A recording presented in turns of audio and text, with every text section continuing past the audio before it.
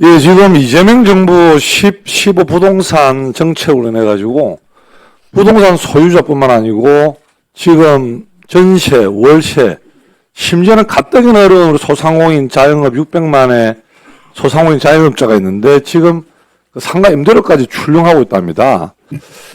그런데 오늘 우리 이찬진 원장은 강남의 고가 아파트 두 채를 보유하고 있어요.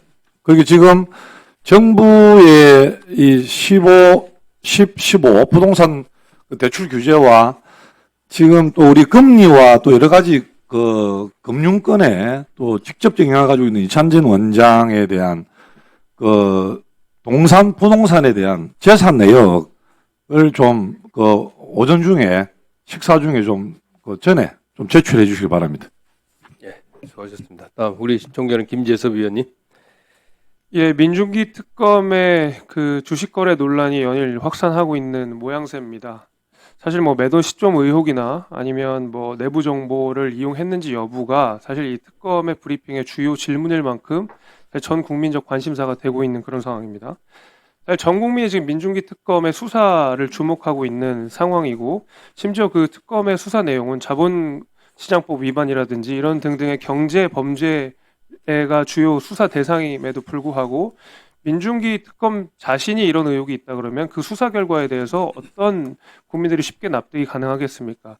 특검의 취지에 공감하고 수사의 필요성을 공감하는 제 입장에서도 이런 식의 수사가 이루어지는 것에 대해서는 대단히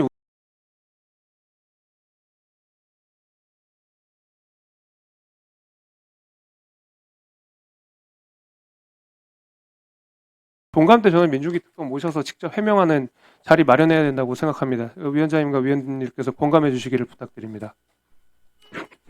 아니 증인 채택을 요구하는 겁니까? 예. 또 그다음 우리 의사진은 이양수 의원님. 예, 민중기 특검의 종감 때 증인 채택에 대해서 저도 재차 제안을 드리고 그리고 네오세미테크 상장 폐지일로부터 그 전 일주일간의 주식거래 현황에 대해서 자료로 좀 받았으면 좋겠습니다. 그리고 이찬진 금감원장은 이재명 대통령과 사법연수원 동기고 쌍방울 불법 대북 송금 사건에서 이재명의 변호인이었습니다. 5억 원의 금전거래를 했다고 들었는데 금전거래 기록, 즉 차용증, 송금한 내역, 송금 받은 내역, 이자가 명기된 내역을 제출해 주시기 바랍니다. 예. 그다음 우리 신장식 의원님. 네. 어제 금융위 국감에서 저를 비롯해서 존경하는 김남근 의원님, 김현정 의원님이 최근 정부 자사주 소각 정책 방향을 보란듯이 거스르는 교환사채 발행 문제 심각해지고 있다라는 거 지적했습니다. 그 중에서도 특히 태광산업, 기업의 불법 승계를 위한 방안으로 교환사채 악용하는 거 아니냐라는 말씀을 제가 드렸는데요. 태광산업이 3,185억 원 교환사채 발행 추진 과정에서 교환사채 발행 절차, 공시 의무마저 어기는 등 증권사 공모한 의혹까지 확대되고 있습니다. 오늘도 금감원장님한테 이거 좀 질문을 할 건데요. 그래서 제가 어제 관련해서 태광그룹 이호진 회장 금융종감 증인 요청했습니다. 기업 총수에 대한 증인 출석 어렵다면 교환사채 발행 직접 수행한 태광산업 유태호 사장이라도 불러서 이 절차와 사유 따져봐야 될 것 같습니다. 금융 분야 종감 단 한 명도 없는 상태인데요. 다시 한번 여야 간사님께서 협의하셔서 태광산업 유태호 사장 금융 종감에서 꼭 좀 부를 수 있게 해주시기 바랍니다. 예, 우리 증인 의사진행 발언 다 끝나셨죠? 예, 증인은 우리 민중기 특검과 이호진 태광산업 이 두 분은 우리 간사님들 좀 의논 좀 해주시고요. 그 다음에 금감원에 요청된 자료 요구 사항은 우리 금감원장께서 오후 질의 전까지 좀 제출할 수 있도록 해주시기 바랍니다. 자, 그러면 질의를 시작하도록 하겠습니다. 오늘도 어제와 마찬가지로 5분, 7분, 3분 순서로 진행하겠습니다. 자, 제일 먼저 오늘은 존경하는 이강일 의원님 첫 번째 순서입니다. 금감원 시작하겠습니다. 원장님, 지금 세계금융 디지털 자산 금융 시대로 대전환하고 있습니다. 이에 따라서 세계는 금융안정위원회, 국제 증권 감독 기구를 중심으로 금융 감독 체제 변화시키고 있습니다. 우리 금감원도 디지털 자산 금융의 감독 체계를 설계하고 있지요? 네, 맞습니다. 금융안정위원회는 동일 활동, 동일 리스크, 동일 규제를 원칙으로 암호 자산을 기술이 아니라 기능과 리스크 중심으로 감독해야 한다고 이미 권고했습니다. 국제증권감독기구도 구체적 행위 규제 기준을 발표하면서 국제적으로 규제 정합성이 빠르게 형성되어 나가고 있습니다. 그런데 우리나라는 관련 법령이 금융위원회, 금감원, FIU, 한국은행 등으로 전부 분절되어 있어요. 감독도 자본시장 또는 특검법 중심으로 나뉘어져 있습니다. 이렇게 각자 따로 노는 감독 체계로 동일 기능 간의 규제 불균형이나 감독 공백, 국제 기준과의 괴리가 발생할 때 이걸 막을 수가 없습니다. 이 감독 체계는 사실 디지털 자산 금융 법안이 입법 때는 동시에 함께 작용해야 되기 때문에 미리 준비해야 되겠죠. 그래서 우선 규제 수준을 설정하려면 디지털 자산 금융을 확실하게 이해를 할 수 있어야지만 이거를 규제 수준을 설정할 수 있죠. 증권 결제용 같은 거는 사실은 단순형 자산이고요. RWA나 STO, 스테이블 코인과 같은 복합형 토큰 이걸 분류할 줄 알아야 합니다. 그리고 각 자산의 시장 규모, 그다음에 위험 수준 이런 거에 따라서 규제 수준도 또 차등화해야 되는 거거든요. 이런 준비가 되고 있나요? 아니면 준비할 예정인가요? 일단 그 의원님이 그 지적하신 말씀에 대해서 상당 부분 좀 공감하는 부분이 있습니다. 네, 준비 네. 하고 준비 있나요? 지금 하고 있습니다. 그리고 감독 체계와 관련된 그 디지털 자산 감독 체계는 지금 현재 레거시 금융에 필적할 정도로 2단계 입법에서 최대한 반영할 수 있도록 준비하고 있습니다. 알겠습니다.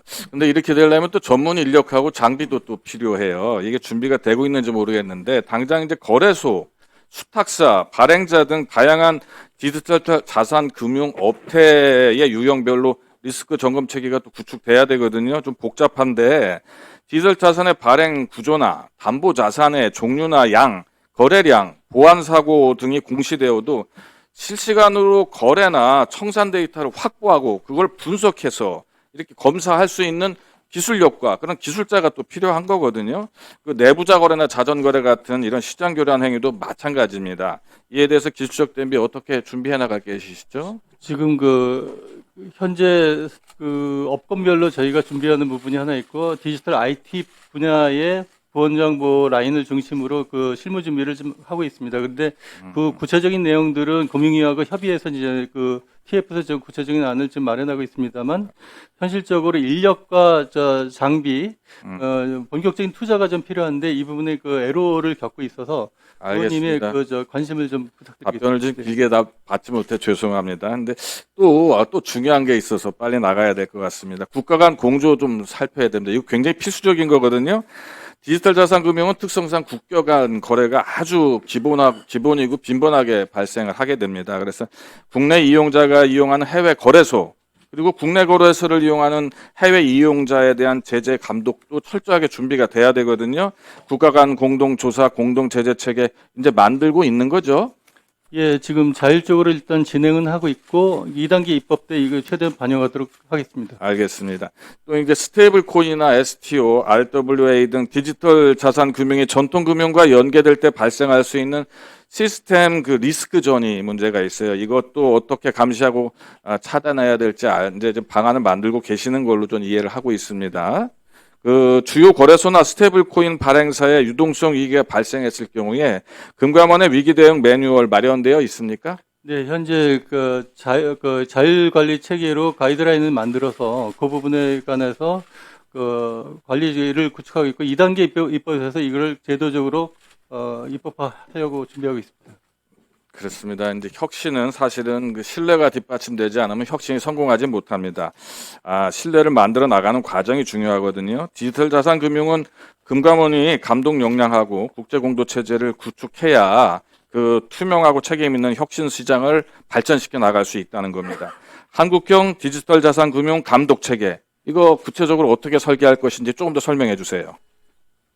현재 그 디지털 자산 감독 체계는 지금 그 SEC 그 위원장하고도 사실은 그 면담을 통해서 좀 논의를 한 부분이 있는데, 일단 국제 공제와 관련 그 국제적으로 먼저 선행되는 제도 나라들이 선행 경험들을 저희가 전수를 좀 받고 실패하지 않도록 최대한 그거를 필터링하려고 노력하고 있습니다. 먼저 그다음에 감독 체계 관련된 부분에 관해서는 실은 첫 단계 제도화되는 과정에서 레거시 금융과 관련된 그 많은 노하우나 이런 것들이 사장되지 않도록 디지털 그 자산 규제 체계, 감독 체계를 할 때 같이 그 전수돼서 서로 융복합될 수 있도록 하는 부분도 조금 계속 노력하고 있는 중입니다. 그래서 이 부분에 관해서는 2단계 입법에 관한 그 TF에서 금융위하고 마지막 그 마무리 작업을 좀 하고 있는데, 조만간 아마 금융위를 통해서 정무위에 의원님들한테 보고할 기회가 있을 거로 알고 있습니다. 네, 네,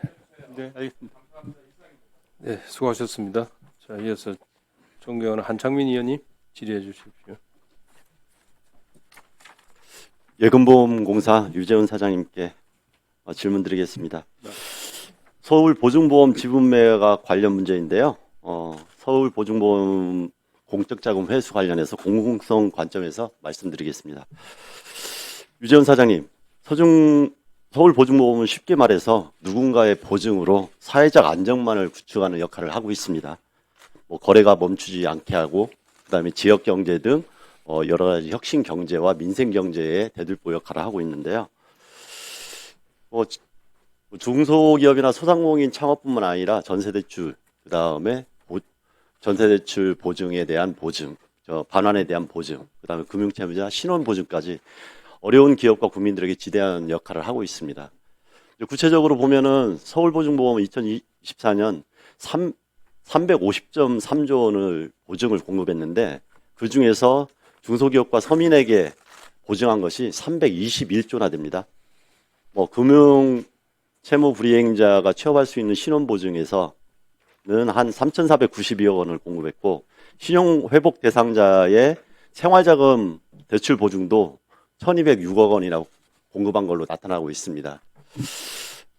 이만큼 서울보증보험이 제 역할을 하지 않게 되면은 우리 보증 환경의 변화로 보증료 인상이나 혹시라도 보증이 거부되는 상황이 이렇게 이어지다 보면은 서민들과 사회적 약자들한테도 많은 영향을 주게 되고 있는데, 이런 부분에 대해서는 잘 알고 계시죠? 예.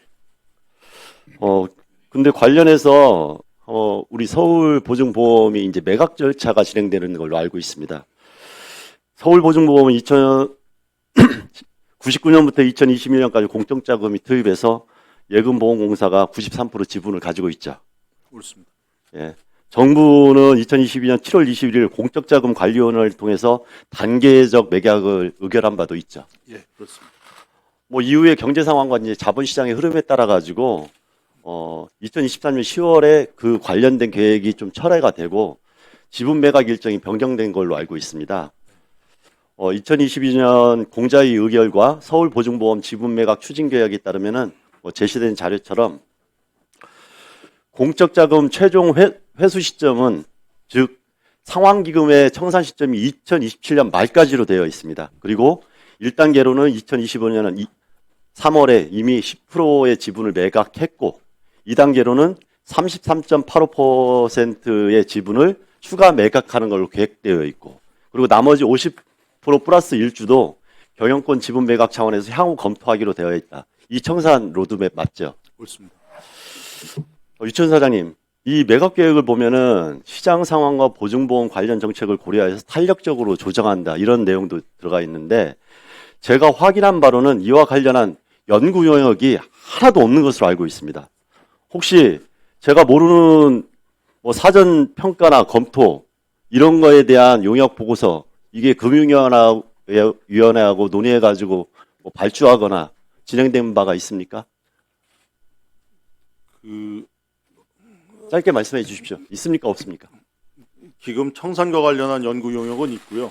서울보증보험에 구체적으로 네, 관련된 구체적인 것은 사례로 없습니다. 말씀드린 예, 겁니다. 없죠? 없습니다. 예. 앞서 얘기했듯이 사회적 파장이 크고 공적으로도 큰 영향을 미치는 사안인데, 연구역 하나 없이 계획이 진행된다는 건 심각한 문제가 있어 보입니다. 국가의 역할을 방기한 것이죠. 앞으로 이 진행되는 과정에서 금융위원회하고 협의해서 구체적 방안을 내놓아야 될 것입니다. 그렇게 해야 되지 않겠습니까? 예, 그렇게 하겠습니다. 또 하나 질문드리겠습니다. 3단계가 경영권을 가지고 있는 50 플러스 1주, 이 매각은 향후 검토 사항으로 되어 있는데, 예금자 보호법 부칙에 따르면 상환기금은 2027년 12월 31일로 되어 있습니다. 그러면은 결국은 50 플러스 1도 거기에 포함돼가지고 2027년 말까지 매각이 돼야 된다는 게 상식적인 건데, 이 내용은 어떻게 되는 겁니까? 원칙적으로는 기금 청산 이전에 그 지분이 현금화되는 것이 바람직하고요.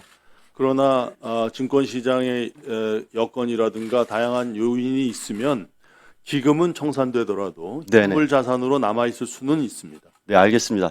그러니까 결국은 현물 자산 등등으로 해서 다른 방식으로도 보유가 가능하다는 이야기죠. 네. 사실 경영권 매각이 이거 매우 중요하기 때문에 저희들이 대안에 대해서도 연구를 하고 토론회를 개최해서 사안을 말씀을 드리겠는데요. 제시된 자료처럼 입찰로 지분 전부를 매각하는 방식 외에도 다양한 방식이 있습니다.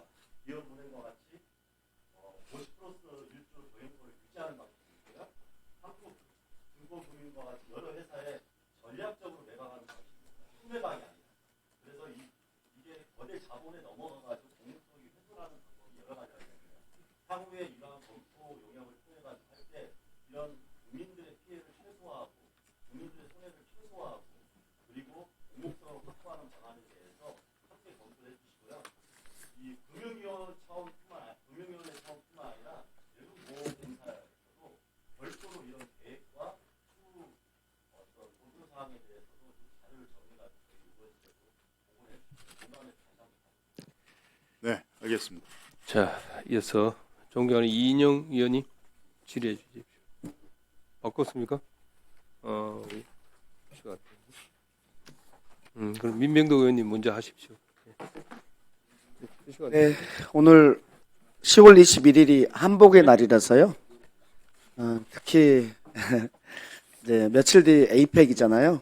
그래서 한복 세계화를 위해서 홍보 차원에서 한복을 입었다는 말씀을 드립니다. 우리 이찬진 금융감독원장님, 인사청문회도 안 하고 오늘 국감이라서 매우 떨리시죠? 네, 힘내십시오. 오늘은 디지털 금융이 확대되고 있는데 그래서 매우 편리해지고 있습니다. 그런데 거기에 금융보안, 대한민국 금융보안은 빵꾸 났다. 거기에 대한 대책을 좀 말씀드리려고 합니다. 금감원장님, 최근에 이런 보도 나왔는데요. 불법 도박 사이트 운영하는 사람들이 개인 계좌번호를 실시간으로 확인한다는 보도 보셨습니까? 네. 예, 보셨죠. 보통 통장에 돈이 입금되면은 입금자 이름만 나오고 입금한 사람들 계좌번호는 안 나오잖아요. 당연히 그래야 되겠죠. 그런데 여기 PPT 1번을 보시면은 모든 입금 내역 원장 계좌 확인 가능이라고 돼 있습니다. 이 말은 무슨 말이냐면 불법 도박 사이트를 운영하는 사람들이 그 사이트 계좌에 돈이 입금되면은 그 입금한 사람들 계좌를 확인할 수 있다는 겁니다. 그렇게 광고를 하고 있다는 것이고 실제로 14분 만에 입금한 사람 계좌에다가 반환을 했습니다. 왜 반환을 하느냐와 관련해서는 이제 입금한 사람이 보이스피싱이다라고 뭐 신고하고 이렇게 해서 계좌를 동결시키고 그 계좌를 풀어주는 것을 통해서 돈을 뜯어내는 이런 것들 때문인데 어쨌든지 간에 14분 만에 계좌를 알아낼 수 있다면은 이걸 어떻게 알아냅니까?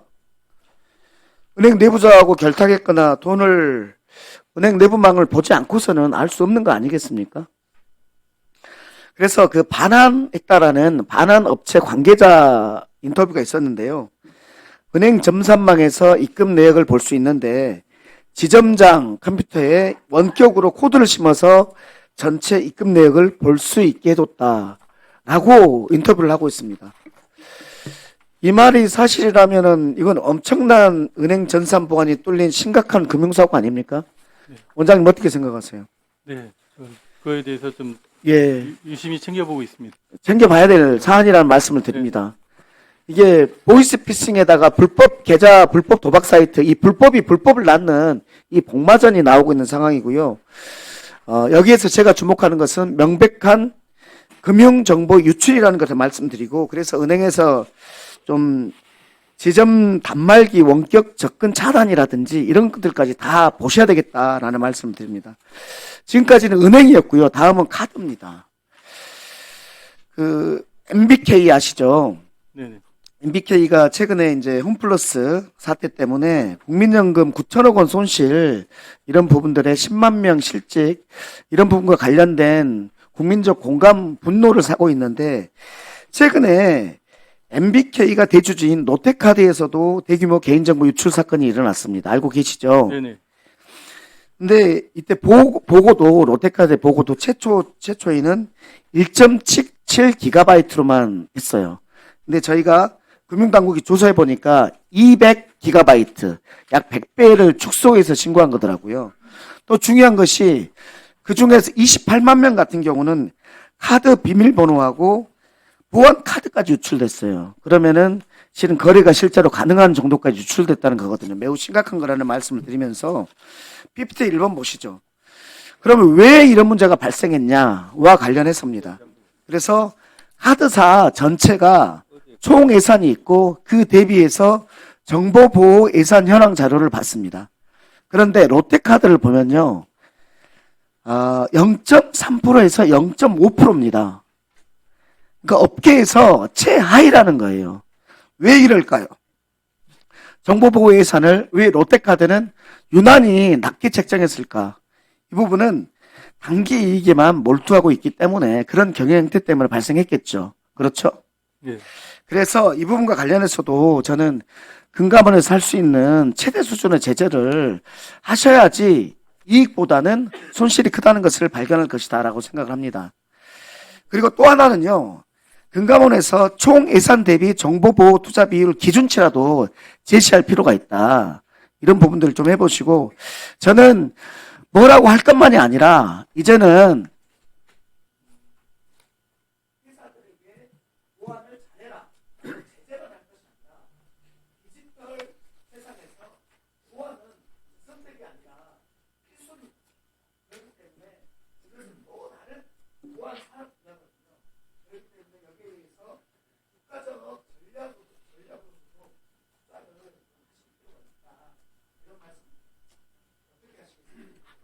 네, 지금 의원님 말씀에 대부분 다 공감하는 부분이고요. 지금 현재 우리가 업권별로 지금 지도 감독하는 부분에서 보안의 디지털 자산의 안전성하고 보안 사고를 방지하기 위한 투자해가는 부분을 계속적으로 강력하게 권고하고 있고, 이번에 입법, 2단계 입법을 하는 즈음에 해서 업권별로도 이 부분에 관해서 이제 금융에서 지배구조법 관련된 부분에 관해서 보완할 부분들을 금소법에 준하는 수준으로 강력하게 투자를 촉진하고 리스크 관리 내부 통제 기준을 강화하는 내용으로 적극적으로 검토해서 조만간 금융위와 함께 법안을 좀 제출할 예정입니다. 네, 준비해가지고 말씀 올리겠습니다. 자, 수고하셨습니다. 자, 이어서 존경하는 이정문 의원님 질의해 주십시오. 네, 이찬질 원장님. 요즘 카드회사 등 금융권, 통신회사 등을 비롯한 전 업권에 걸쳐 해킹 사고가 발생하면서 정보 보안 문제가 대두되고 있습니다. 방금 민병덕 의원님께서 질의를 하셨는데요. 지난 4월 법인보험 대리점인 GA에서도 해킹 사고가 발생한 일이 있었습니다. GA 두 개사에서 임직원, 설계사를 비롯한 고객까지 1,100여 명의 정보가 유출된 사고였는데 혹시 보고받거나 알고 계십니까? 네, 알고 있습니다. 예. 원장님도 아시다시피 GA가 굉장히 많은 양의 고객 정보를 다루기 때문에 정보보호 관리 체계가 매우 중요한 직군임에도 불구하고 사실상 관리 감독 사각지대에 놓여 있어서 우려가 큽니다. 현재는 GA와 계약 관계에 있는 보험사가 금융보안원에 위탁을 해서 매년 점검을 하고 있는데요. 문제는 이게 형식적인 절차에 지나지 않는다는 것입니다. 지난해 금융보안원이 점검한 GA 중 매우 취약, 미흡 결과를 받아 정보 유출 위험군에 있는 비중이 절반 가까운 것으로 드러났는데요. 2020년도에 70%가 넘는 GA가 위험군에 있었던 점을 고려하면 많이 개선됐지만 그래도 여전히 두 곳 중 한 곳은 정보 유출 위험에 취약하다는 것입니다. 그리고 더 큰 문제가 있습니다. 금융보안원 점검 결과에서 매우 취약을 받으면 다음 해에도 점검 대상에 포함돼서 추적 관리를 하는데요. 보다시피 추적 관리를 해도 5년 내내 미흡이와 정보 유출 위험군에 머물러 있는 GA가 많다는 것입니다. 7개사의 경우에는 심지어 5년 내내 매우 취약입니다. 금융보안원의 점검 결과에 따라 GA는 취약사항에 대한 조치 결과를 회신하는데요. 보시는 자료는 5년 내내 매우 취약 결과를 받은 GA가 회신한 자료입니다. 그 조치 결과를 보면 다 조치를 했다라고 돼 있죠. 그런데도 불구하고 5년 내내 매우 취약하다는 것, 이거 문제 있지 않겠습니까, 원장님? 네네, 문제가 심각하다는 걸 지금 주시하고 있습니다. 예. 원장님, 그 GA가 보험사 위탁을 받아 모집 중개 업무를 하고 있지만 사실상 보험 영업의 70% 이상을 지금 담당을 하고 있습니다. 그래서 실질적으로 고객의 개인정보를 직접 수집 보유하는 주체인데요. 지난 4월 때 금감원 역시 고객 통지, 피해 상담센터 설치, 현장 점검 등 사후 조치에 현장 점검 등 이렇게 사후 조치를 했지만 앞으로는 더 큰 사고가 발생하지 않도록 사전에 좀 더 철저한 리스크 관리가 필요하겠다. 그리고 특히 이제 GA협회 표준 내부 통제 기준에 따르면 보험 대리점이 고객 정보 보호를 위해 자체적인 운영 기준을 마련하도록 명시되어 있는 만큼 이제는 보험사에만 의존하지 않고 GA가 자체적으로도 정보 보안 체계를 갖출 수 있도록 우리 금감원에서도 이 부분에 대해서 점검 시스템이라든지 표준화된 보안 가이드라인을 마련할 수 있도록 금감원이 업계 또 GA와 함께 한번 협의해서 좀 조치 마련하겠습니까? 네네, 지금 그 부분에 대한 가이드라인을 해서 시행하고 있고, 그 부분에 대해서 정보보안 체계를 갖출 수 있도록 유도하고 있습니다만, 근본적으로는 저희가 다 갖춘 그 디지털 금융 안전법이라는 법안을 통해서 GA가 제도권에 아예 편입돼서 규제 체계에 들어오도록 하는 걸 준비하고 있습니다. 조만간 이것도 금융위와 함께 말씀드릴 기회가 있을 것 같습니다. 예. 이재현 서민금융원장님, 예, 올해 초 정부가 발표한 서민금융 지원 강화 방안 알고 계시죠? 예. 예. 그 중에서도 불법 사금융 예방 대출이 있습니다. 금융 취약계층을 불법 사금융으로부터 보호하기 위한 핵심 사업으로 추진되고 있는데요. 2023년도 출시 이후 매년 1,000억 원 수준이던 공급 목표를 올해는 2,000억 원으로 2배 확대하고 대출 한도도 50만 원에서 100만 원으로 상향을 했죠. 예, 그렇습니다. 예. 그런데요, 원장님 집행률을 보려니까 아직도 43.4% 수준에 그치고 있습니다.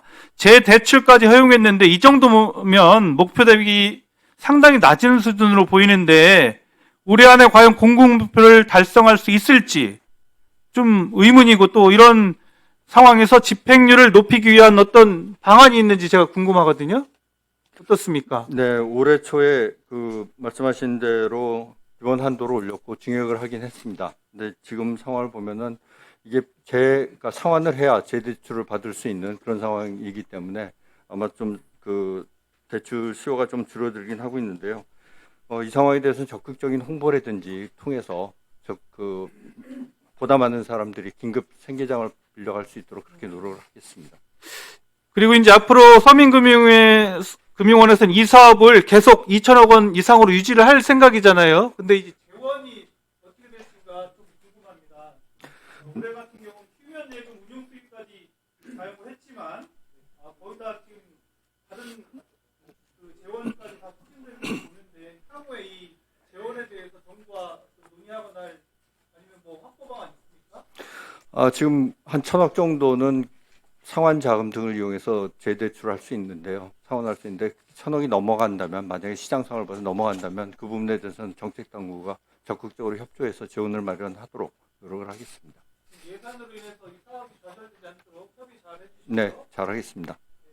네, 수고하셨습니다. 자, 이어서 존경하는 이현성 의원님 질의해 주십시오. 예, 이찬진 금융감독원장님, 민중기 특검이 미공개 정보를 가지고 주식 거래를 했다는 의혹이 제기되고 있는 거 아시죠? 네. 예, 오늘 많은 우리 의원들께서 종감 때 정의 신청을 하셨는데 채택이 될지 안 될지는 모르겠습니다. 분식 회계가 불거진 태양광 소재 업체인 네오세미텍 주식을 2000년도에 1만 주를 매입을 해가지고 2010년 상장 폐지 직전에 보유 주식을 전량 매각해가지고 억대 이익을 남겼습니다. 반면에 정보가 없었던 그 개미 투자자 7천여 명은 4천억 원의 손실을 보는 피눈물을 흘렸습니다.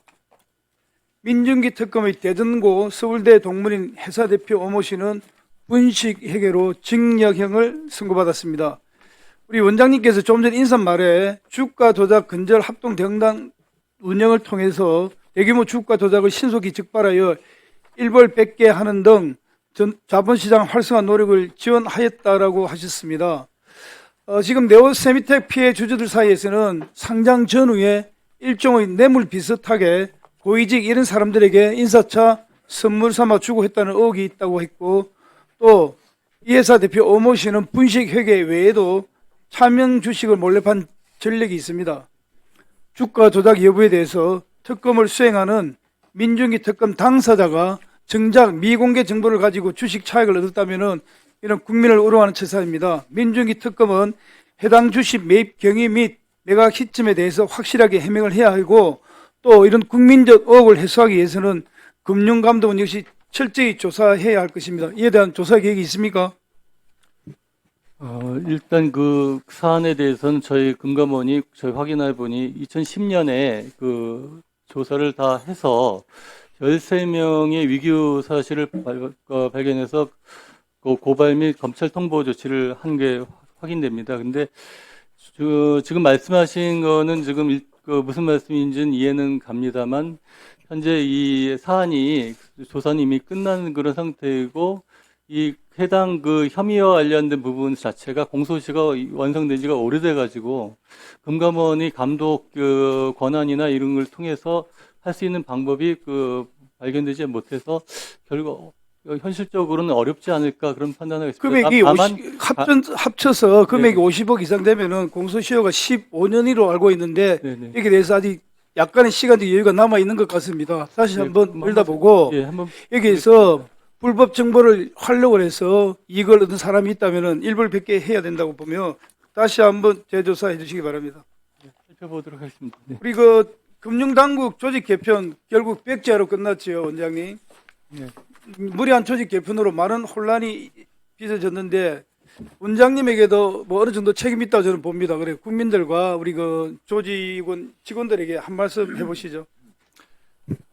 지금 관련돼 가지고 일단 금융감독원이 기존의 소비자 보호 관한 관행이 국민의 눈높이에 맞지 않아서 이 부분에 관한 사태에 여기까지 온 부분에 대해서 깊이 구성원 전부가 성찰하고 돌이켜보고 있습니다. 그래서 이 부분에 관해서 저희 내부적으로도 반성하는 그런 기조는 분명하게 말씀드릴 수 있고, 조직 개편에 있어서 소비자 보호를 최우선적으로 하기 위해서 상품 설계 및 유통 단계에 이른 모든 과정에 있어서 소비자 보호를 최우선적인 중점적 가치로 예, 잘 알겠고요. 이용하도록 하겠습니다. 그 당시 그 조직 개편 추진 당시에 원장님께서 뭐라고 말씀을 하신다면은 금융감독원은 공적 기관으로서 정부 결정을 충실히 집행할 의무가 있다라고 말씀하셨는데 지금도 뭐 같은 입장이세요?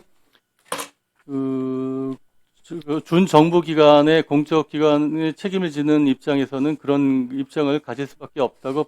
근데 본의원이 판단하기에 그 당시 원장님의 그 발언은 금융감독원의 그 독립성, 책임성을 심각하게 훼손하는 발언입니다.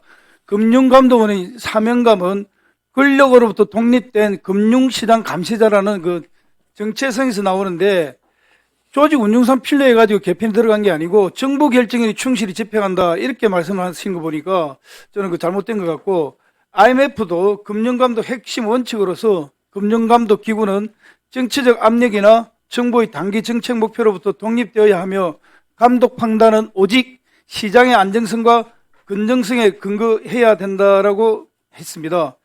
이러한 점을 종합해 보면은 그 원장의 발언은 단순한 표현상의 문제가 아니라 감독 기구의 정체성과 철학이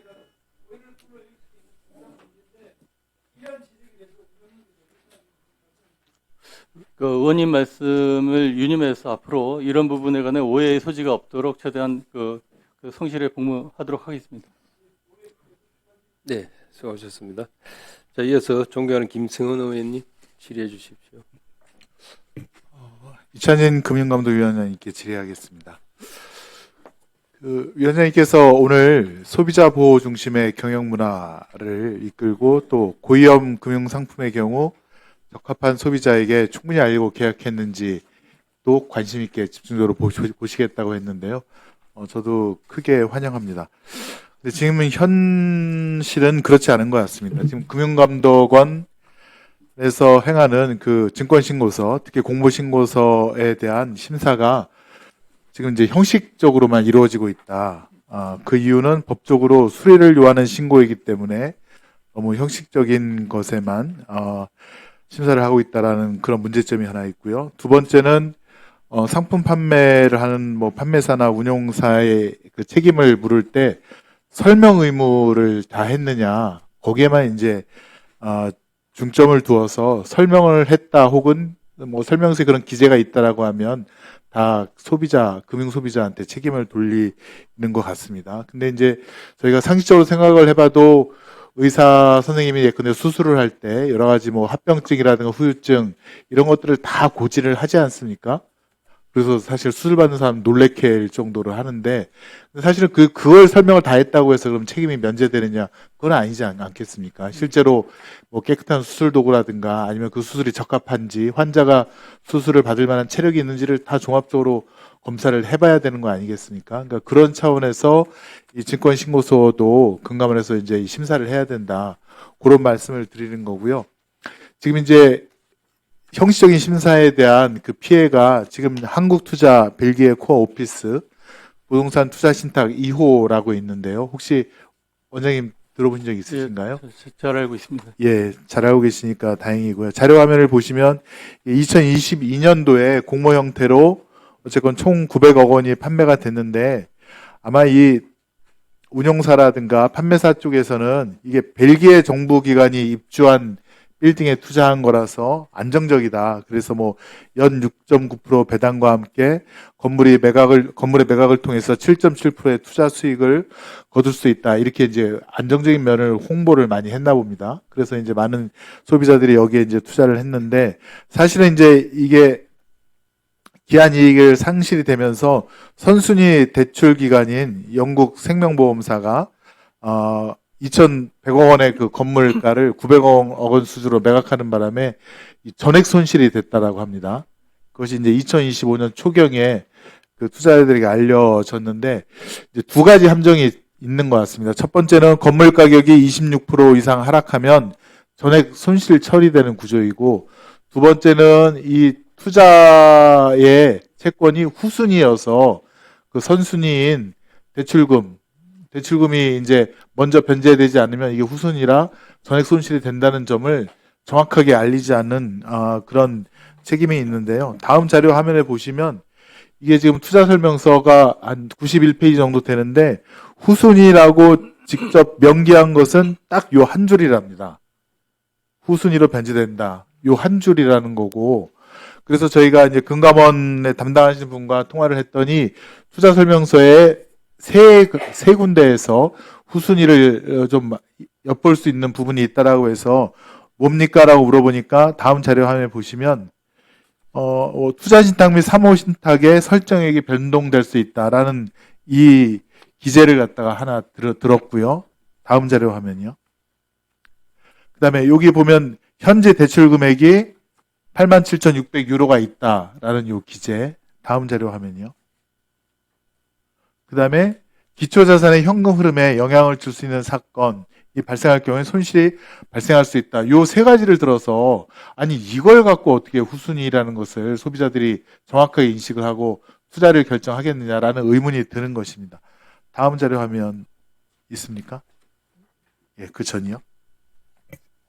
그래서 요 부분에 이렇게 부실하니 저희가 한번 영상 한번 보실까요? 녹음 파일인데요. 판매사 직원과 소비자가 한 건데요. 한번 보실까요? 판매사 직원도 내가 봤을 때는 후순위 내용이 없다. 기가 막히다. 그 내용이 없다. 그러니까 결론적으로는 증권 설명서가 부실하게 작성되었고 그것을 금감원에서 형식적인 심사를 통해서 걸러내지 못하거나 다시 이걸 개선하도록 이렇게 지시를 압력.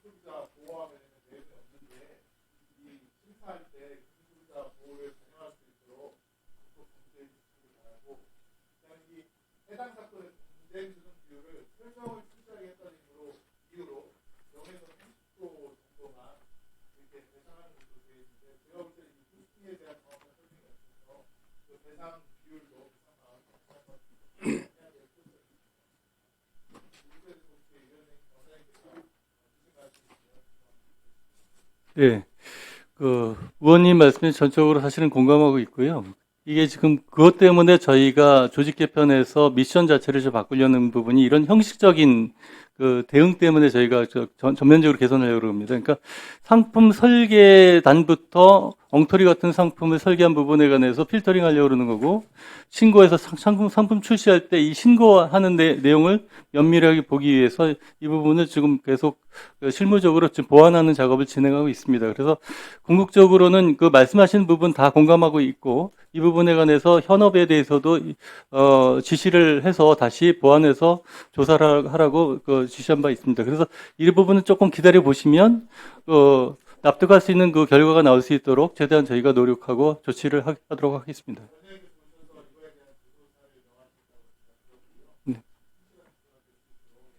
네, 이거 말고도 또 큰 게 하나 더 있는데 또 아마 정무위에서 또 보고되고 큰 소동이 있을 거 있는데 그 부분도 지금 준비하고 있습니다. 네. 네. 아니 그것도 말씀해 보세요. 굉장히 중요한 우리 김성은 의원님 하신 거거든요. 네. 왜냐하면 그게 금융기관 현장에 가면 그 직원에 대해서 인센티브가 있잖아요. 판매를 많이 하면. 예? 인센티브가 있기 때문에 강매는 아니라도 상당히 강하게 권유를 하거든요. 직원들이. 그래갖고 나중에 금융사고 나는 부분이라서 굉장히 중요한 부분인데 방금 하실 말씀 있으시면 하세요. 왜 안 하셔?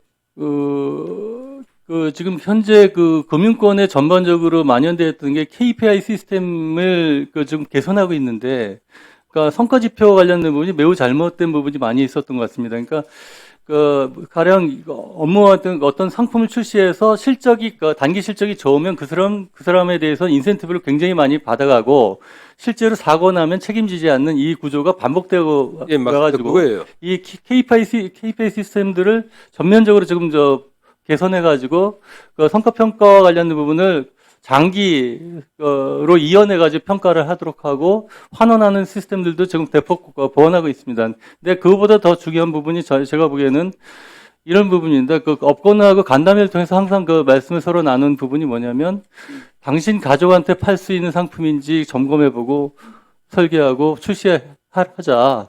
그 부분에 가는 것을 우리 내재합시다 하는 것들을 계속 강조하고 있고, 이 부분을 내재화하도록 저희도 내줘야 되고 금감원도 내줘야 되고 업권도 내줘야 되는 이 미션을 저 나름대로는 책임감 있게 수행하도록 하겠습니다. 예, 좀 개선되기를 기대합니다. 자, 이어서 존경하는 김현정 의원님 질의해 주십시오. 네, 원장님, 네.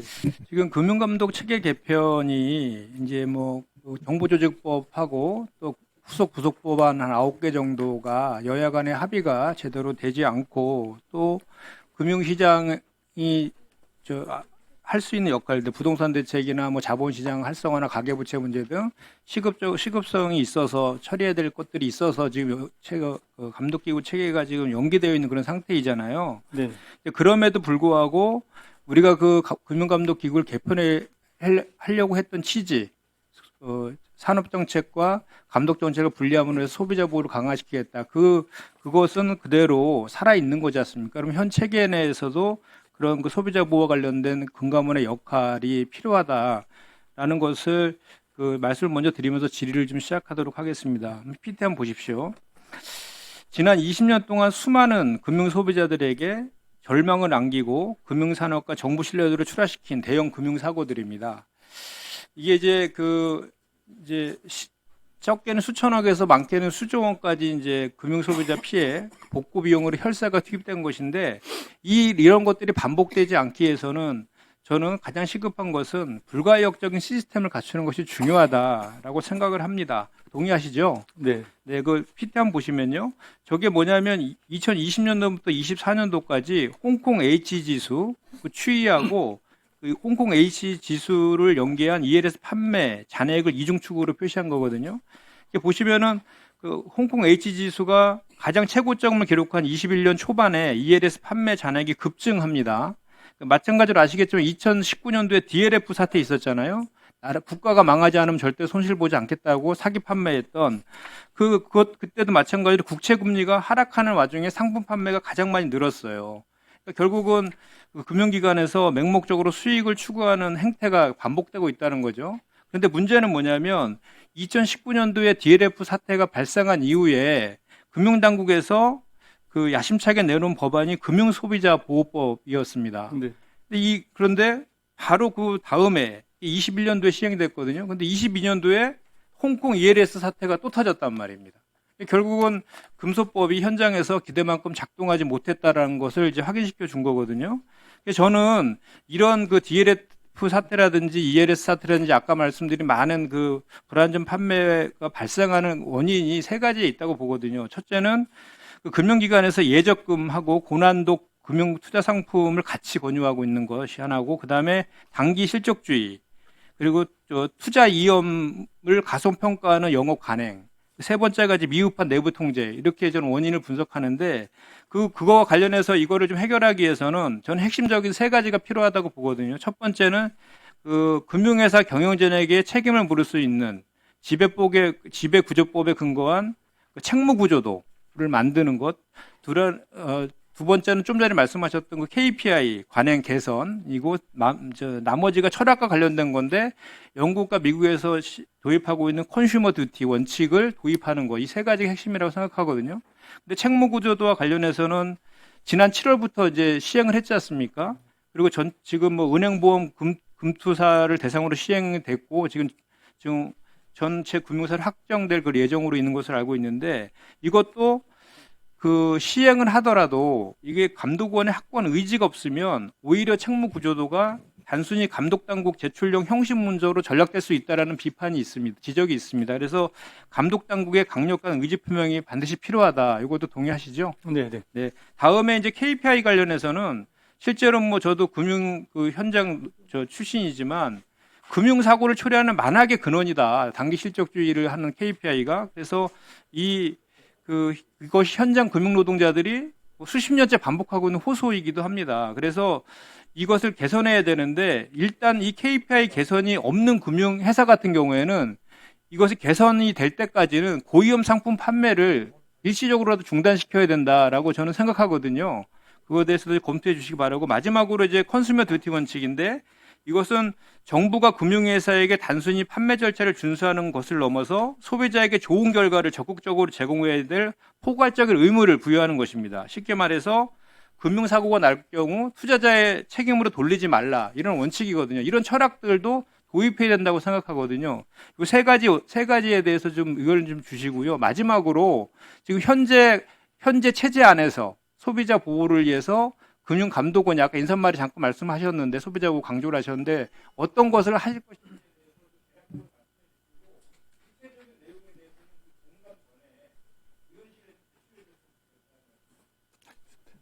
네, 지금 말씀드려도 될까요? 예, 답변하세요. 네.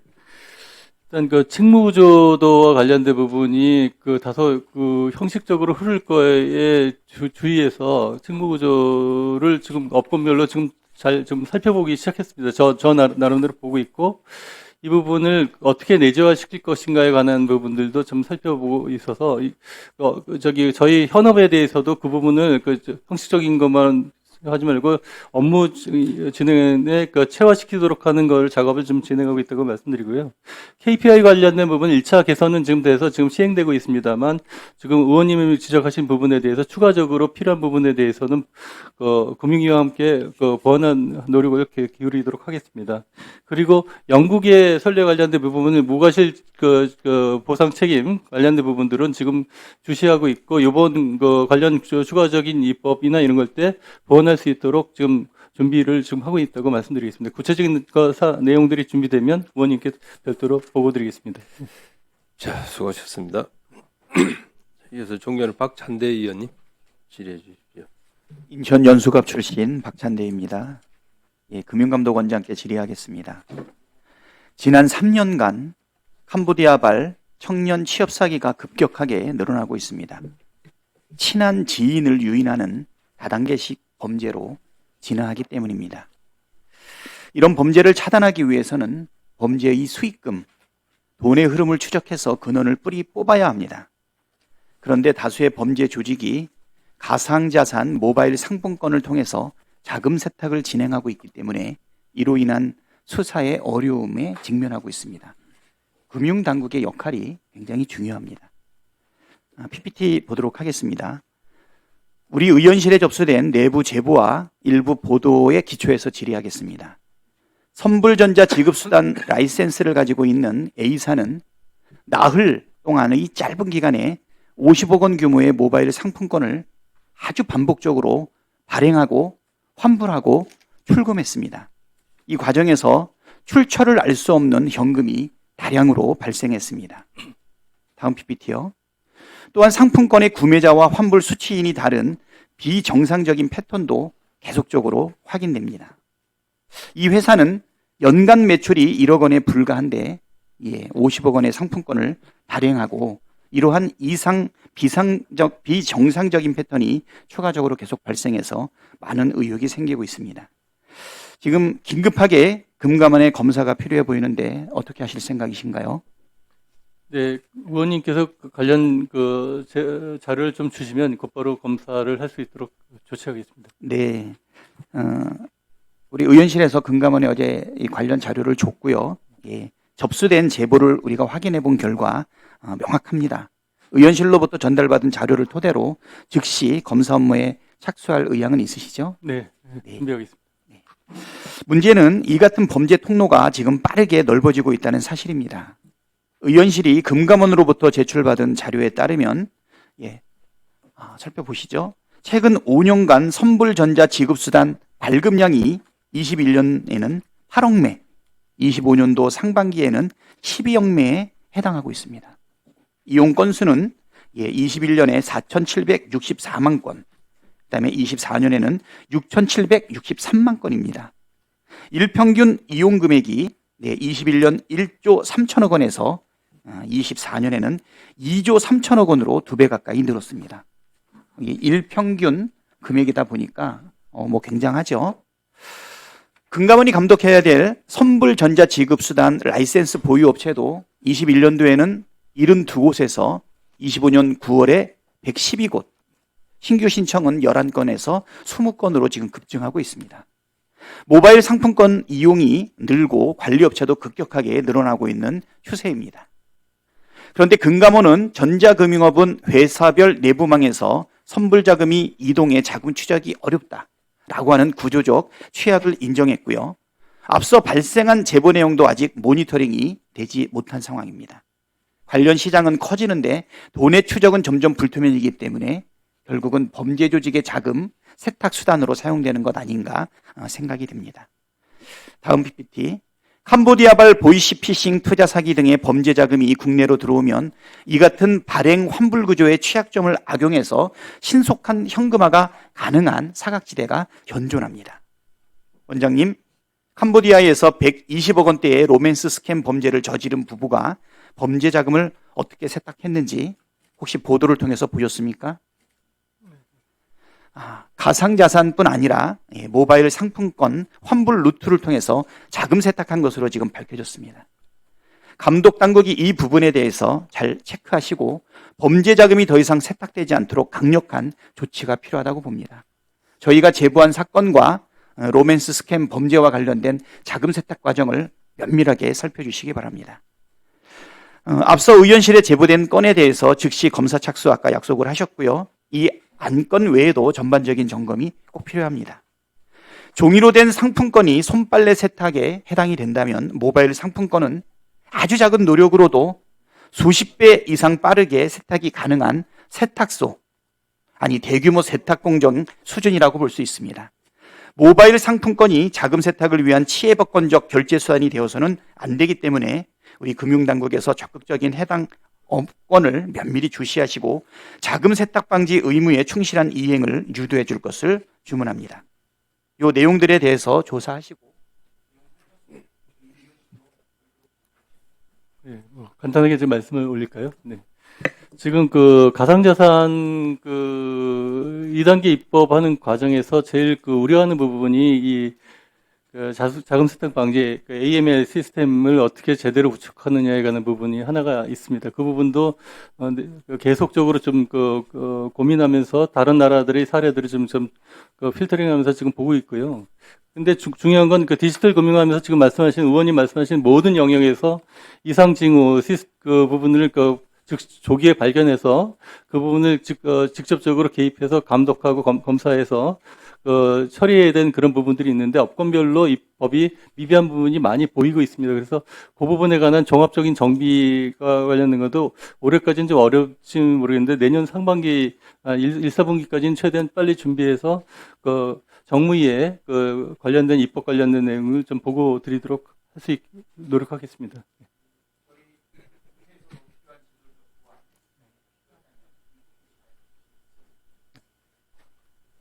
네, 수고하셨습니다. 이어서 존경하는 이양수 의원님 질의해 주십시오. 네, 금감원장님. 그 네오세미테크 사건 관련해서 개미들은 7,000명이 4천억의 피해를 봤습니다. 네오세미테크에서 224억 적자를 247억 흑자로 허위 공시한 걸 믿고 당한 겁니다. 근데 민중기 특검은 당시에 서울 고법 부장판사의 위치에서 네오세미테크 오너의 친구라는 관계를 활용해서 상장 폐지 직전에 전략 매도로 억대의 이익을 취했습니다. 민중기 특검이 어제 기자들의 질문에 자기는 위법이 없다라고 주장을 했습니다. 위법이 없다는 이 말에 믿음이 가시나요?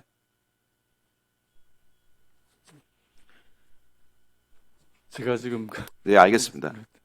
그러니까 믿음이 간다는 얘기는 확실하게 못 하시네요. 저도 그렇습니다. 믿음이 안 갑니다. 왜냐하면 그렇게 주장하려면 내가 위법이 없다 그러려면 매도 시점을 얘기해 줘야 돼요. 당시에 거래 내역 같은 걸 공개해 주던가. 근데 그걸 일체 함구하면서 위법이 없다라고 그러니까 이건 뭐 거짓말이라는 것을 너무나 쉽게 알 수가 있습니다. 민특검이 그 당시 매도한 주수가 1만 2,036주 이거를 보유했다 매도를 했습니다. 그런데 이 숫자가 이 민특검 한 명뿐만 아니고 여러 사람이 이 숫자로 매도했습니다. 즉 1만 주를 받은 사람들이 많았던 거죠. 상장하기 전에 이 네오세미테크 오너는 이 1만 주를 인사차 선물하거나 또는 뇌물로 여러 사람에게 준 것으로 보입니다. 소위 1만 주 클럽이 존재한다고 이야기가 지금 전해 들어오는데 원장님께서는 이 1만 주 클럽에 대해서 혹시 듣거나 들으시고 파악해 보신 적이 있으신가요? 못 받았습니다. 민특검은 이 1만 주의 매입 경위에 대해서 일체 함구를 하고 있어요. PPT를 한번 봐주십시오. 당시에 그 신문에 난 겁니다. 언론에 나온 건데 금감원에서 내부자 거래를 조사를 저렇게 하겠다고 집중적으로 조사하겠다고 나왔습니다. 한국거래소 시장감시본부와 금감원은 네오세미테크 주식이 감사 결과가 나오기 며칠 전부터 갑자기 대량 거래된 사실을 확인하고 주요 주지나 임원들이 연루됐을 가능성을 집중적으로 조사했다. 이 조사 결과를 확인해 보셨죠? 조금 전에 이현승 의원님의 답변에 네, 간략하게 보고 보고받으셨나요? 네, 네. 간략하게 받으시면 안 될 것 같습니다. 담당자한테 요약된 거 보고받으시면 안 되고, 이거 집중적으로 검사를 좀 제대로 좀 검토를 해보셔야 될 것 같습니다. 간략하게 보고받은 거에 민특검의 당시 불법 매도에 대해 조사된 게 있었나요? 여튼 그 당시 13명이 그 조사가 엄정하게 조사가 돼가지고 고발 그 수사 통보 조치가 거기에는 민특검은 없었죠. 제가 보기에는 만약에 그랬다면 당시 금감원 담당자들의 봐주기 또는 뭉개기 아니면 외부 압력이 드러나지 않은 거라고 저는 생각합니다. 주식 거래 정지 전 2시간 동안 거래된 금액만 260억입니다. 사전에. 그러니까 이거는 뭐 공소시효 15년 즉 50억 이상 거래 불법 금액 그 요건에 무조건 해당이 됩니다. 그래서 저는 지금 그 공소시효가 끝났다는 건 말이 안 되는 얘기고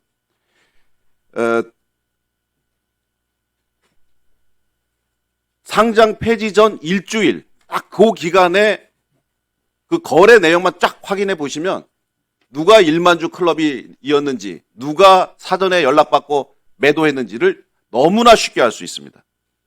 민특검의 주식 매입 경위 그리고 정확한 매도 시점, 일만 클럽의 존재 규명 이런 것들이 한꺼번에 일주일만 딱 보시면은 우리 원장님께서 확인할 수가 있습니다. 확인해 보시겠습니까? 확인해 보시겠습니까, 원장님?